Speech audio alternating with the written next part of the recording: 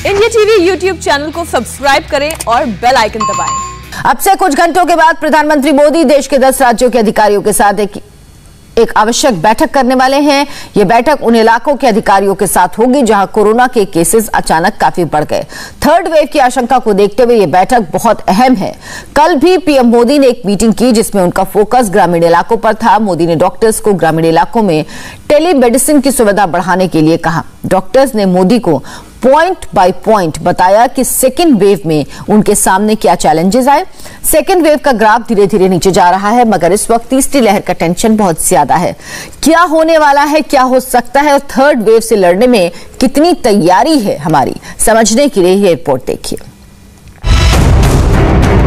पहला सवाल जो हर किसी के दिमाग में है, तीसरी वेव आई तो क्या होगा?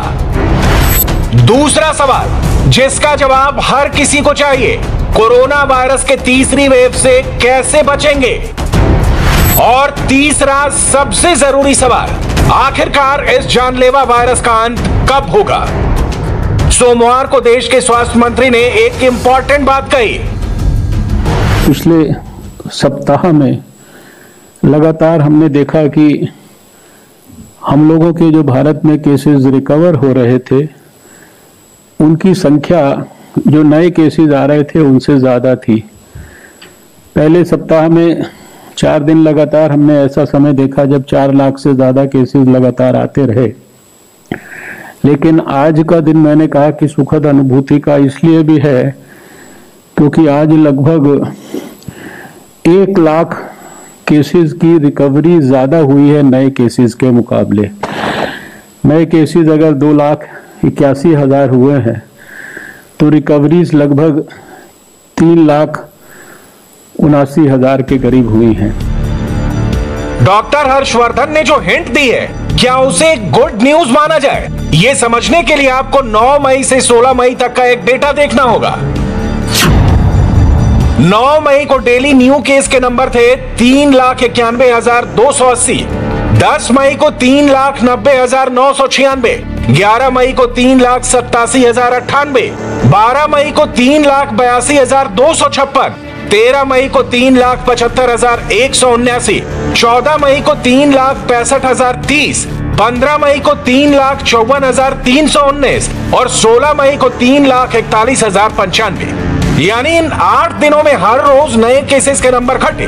तो क्या ये कोरोना ग्राफ अब फ्लैट होने की दिशा में आगे बढ़ रहा है? दिल्ली की बात करें तो 6 मई के बाद से दिल्ली में एक्टिव केसेस की संख्या लगातार घटी है। 12 मई के बाद इसमें और तेजी से गिरावट आई। इसी तरह महाराष्ट्र में 20 अप्रैल को एक्टिव केसेस का ग्राफ सबसे ऊपर था, जो मई की शुरुआत तक करीब 65,000 केस के साथ कंसिस्टेंट रहा। लेकिन 8 मई के बाद महाराष्ट्र के एक्टिव केस में भी लगातार गिरावट दर्ज की गई। सिर्फ 10 दिनों में नंबर्स 65,000 एक्टिव केस से 47,000 एक्टिव केस पर आ गए। अगर इसे आईआईटी कानपुर के एक प्रोफेसर की रिसर्च से समझें तो एक्चुअल डेटा और मॉडल कंप्यूटर डेटा में बहुत कुछ क्लियर हो जाता है। इस ग्राफ को आप देख सकते हैं कि फरवरी 2021 में कोरोना के एक्टिव केस सामान्य गति से आगे बढ़ रहे थे, मगर मार्च आते आते ये तेजी से ऊपर गया और मई में अपने पीक पर पहुंच गया। मगर अब धीरे धीरे इसमें गिरावट आ रही है। 9 मई से 16 मई का डेटा यही बता रहा है और इस मॉडल के मुताबिक अगर यही ट्रेंड रहा तो सेकेंड वेव का ग्राफ फ्लैट होता चला जाएगा। ये 1 या 2 दिन में नहीं होगा, बल्कि कोरोना का ये ग्राफ सितंबर खत्म होते होते फ्लैट होगा। भारत में इस समय एक्टिव केसेस की संख्या भी कुछ दिनों से कम होनी शुरू हो गई है और लगातार जैसे हम देख रहे हैं कि हर दिन अधिक संख्या में एक्टिव केसेस कम होते जा रहे हैं। नए इन्फेक्शन जो आने की संख्या थी वो 1 हफ्ते पहले ही अपने उच्चतम स्तर पे थी और तब से लगातार कम होती जा रही है। तो ये दोनों चीजें जो दिखाती हैं वो ये कि इस समय कोरोना की जो सेकेंड वेव है वो अब अपने उतार पर है और हमारे मॉडल द्वारा जो निकल के आ रहा है वो ये है कि मई के अंत तक नए केसेस की संख्या 2 लाख से भी कम हो जाएगी और जून के अंत तक, जुलाई के शुरू में ये संख्या 25-30 हजार तक ही रह जाएगी। तो हम लोग आशा कर सकते हैं कि जुलाई के अंत तक कोरोना की ये दूसरी वेव जो है ये लगभग अपने अंत के स्तर पर होगी।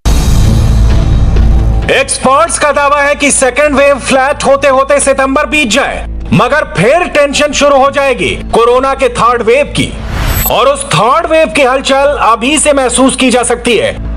पहले साधारण भाषा में यह समझिए कि तीसरे वेव में खतरा कितना बड़ा है। इसके लिए आपको दुनिया के कुछ एग्जाम्पल्स देखने होंगे। जापान में तीसरी वेव जनवरी 2021 में पीक पर पहुंची, पर अप्रैल मई में आया चौथा वेव सबसे बड़ा था। अमेरिका में भी तीसरी वेव बेहद खतरनाक साबित हुई। ये पीरियड था अक्टूबर 2020 से जनवरी 2021 तक। ब्राजील में भी इस वक्त सेकंड वेव तबाही मचा रही थी। ईरान में भी अक्टूबर नवंबर 2020 में तीसरी वेव सुनामी की तरह आई, और फिलहाल वहां चौथी वेव एक्टिव है। इस तरह जर्मनी ने पिछले साल सेकंड वेव का तांडव झेला, और इस वक्त वहां तीसरी वेव आ चुकी है। तुर्की और नेपाल में भी थर्ड वेव ने दस्तक दे दी है। इस ग्राफ से क्लियर है कि दुनिया के कई देशों में तीसरे और चौथे वेव ने तबाही मचाई। यहां पर जिन देशों की बात हो रही है वो लाख कोशिशों के बावजूद अपने देश में तीसरे और चौथे वेव को नहीं रोक पाए। भारत में पहली वेव ने देश के बुजुर्गों को निशाना बनाया, सेकंड वेव ने युवाओं को टारगेट किया, मगर तीसरा वेव इसलिए खतरनाक साबित हो सकता है क्योंकि बच्चों पर खतरा ज्यादा है। इसका एक सैंपल देखिए। 2021 में जनवरी से अप्रैल तक संक्रमित होने वाले बच्चों की संख्या बहुत तेजी से बढ़ी है। जनवरी में करीब 2000 बच्चे संक्रमित हुए, तो अप्रैल आते आते ये आंकड़ा 32,000 तक पहुंचा। इसका मतलब ये हुआ कि सिर्फ 3 महीने में बच्चों का संक्रमण दर 16 गुना बढ़ा है। अब तक बच्चों में वैक्सीन नहीं लगी है, इसलिए माना जा रहा है कि तीसरी लहर में सबसे ज्यादा खतरा उन्हें ही है।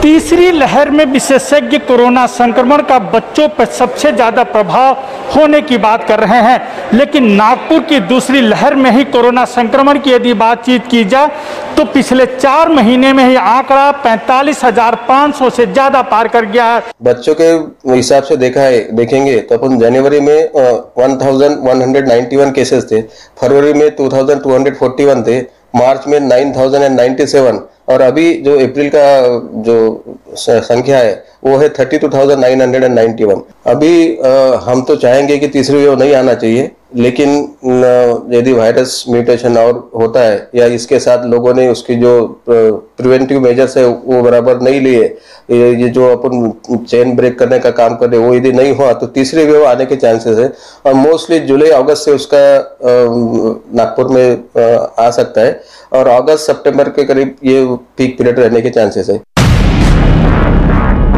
मोदी को एक एक खतरे का अंदेशा पहले से है। मोदी सेकंड वेव की चुनौती से लड़ने के लिए दिन रात लगे हुए हैं। सोमवार को मोदी डॉक्टर्स के साथ जुड़े। वीडियो कॉन्फ्रेंसिंग के जरिए देश भर में डॉक्टर से मोदी ने बात की। कोरोना काल में क्या कुछ सीखने को मिला, थर्ड वेव से पहले देश के डॉक्टर्स ने मोदी को क्या सुझाव दिए, सबका नोट तैयार किया।